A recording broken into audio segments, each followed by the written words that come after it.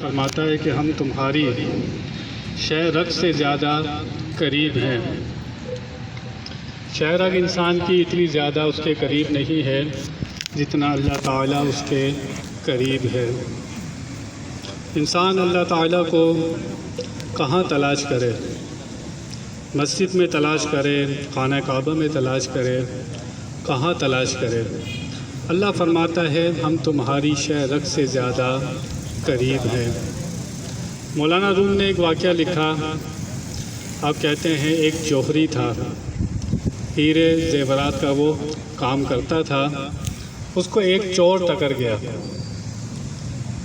چور ٹکرا تو اس نے دیکھا کہ ایک بزرگ ہیں، اس سے پوچھا آپ کہاں جا رہے ہو؟ وہ کہنے لگا میں تجارت کے لیے جا رہا ہوں دوسرے ملک۔ اس نے کہا تجارت کے لیے جا رہے ہیں تو آپ کے پاس سامان تو ہے نہیں؟ تو اللہ والوں نے کہا کہ میرے پاس ہیرے ہیں، میں ہیروں کی تجارت کرتا ہوں۔ جب اس نے ہیرے کا نام سنا اس نے کہا لو میں تو ایسی چھوٹی موٹی چوریاں کرتا رہتا ہوں، بندہ تو اب ہاتھ لگا ہے، ایک دفعہ اس کے ہیرے چوری کروں گا دوبارہ ضرورت ہی نہیں پڑے گی کوئی چوری کرنے کی۔ اس چور نے کہا آپ کہاں جا رہے ہیں؟ بزرگ میں اس شہر جا رہا ہوں۔ وہ چور نے کہا میں بھی ادھر جا رہا ہوں۔ اللہ والے آنکھ والے ہوتے ہیں، سمجھ گئے تھے اس کا مقصد سفر نہیں ہے، اس کا مقصد دوسرا ہے۔ اللہ والوں نے کہا چلو اس کی تربیت ہی صحیح، اس کو ساتھ لے لیا۔ سفر کرتے ہوئے جا رہے تھے، 3 دن کا سفر تھا۔ اللہ والوں نے کہا کہ دن میں ہم سفر کریں گے، رات میں آرام کریں گے۔ جب رات ہوئی تو ایک جگہ انہوں نے دیکھی، مناسب سی جگہ ہے، کہا یہاں پر آرام کرتے ہیں۔ اللہ والوں نے کہا پہلی رات میں سو جاتا ہوں، آدھی رات تم جاگنا، ہمارے پاس ہیرے ہوتے ہیں، تم بھی اس کی حفاظت کرنا۔ وہ اپنا کوٹ اتار کر چور باہر گیا تو اللہ والوں نے وہ ہیرے نکالے اپنی جیب سے، اس کی کوٹ کی جیب میں چور کی ڈال دیے اور آپ آرام سے سو گئے۔ وہ آیا، جب اس نے دیکھا کہ اللہ والے سو گئے ہیں، اس نے بڑی ہوشیاری سے تکیے کے نیچے ہاتھ ڈال، ان کے کپڑوں کے اندر ہاتھ ڈال، کہیں بھی اس کو ہیرے نہیں ملے، پسینہ پسینہ ہو گیا۔ اتنے میں اللہ والوں کے اٹھنے کا ٹائم ہو گیا۔ انہوں نے کہا جی اب میں نماز پڑھوں گا، تم آرام کر لو، اب تم نے آرام کرنا ہوگا۔ صبح ہوئی، پھر سفر شروع کرنا تھا۔ وہ چور کہنے لگا وہ ہیرے ہیں آپ کے پاس؟ بزرگوں نے جیب سے ہاتھ نکالا، اس کو ہیرے دکھائے۔ بڑا حیران ہوا، رات کو جب میں ڈھونڈتا رہا کوئی ایسی جگہ بھی نہیں تھی جو میں نے چھوڑی ہو، اور یہ ہیرے مجھے نہیں ملے۔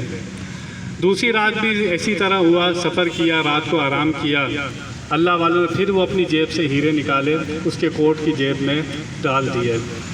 3 دن 3 راتیں گزر گئیں۔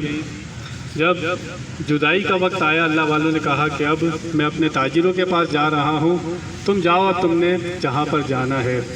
رہ نہ سکا، پوچھنے لگ گیا حضرت صاحب ایک بات تو بتائیں، یہ ہیرے دن میں آپ کے پاس ہوتے تھے، یہ رات کو کہاں چلے جاتے تھے؟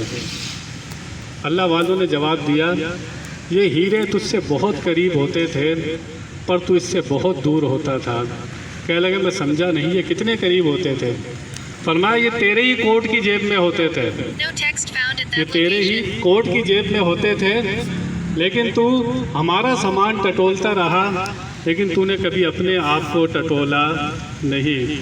اگر تو اپنے آپ کو ٹٹول دیتا تو تجھے یہ ہیرے مل جاتے۔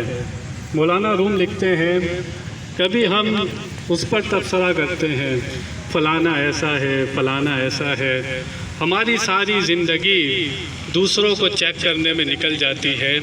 مولانا روم فرماتے ہیں کہ اگر اللہ کو پانا ہے تو پھر اپنے من میں ڈوب جا۔ علامہ اقبال بھی کہتے ہیں اپنے من میں ڈوب کر پا جا سراغ زندگی۔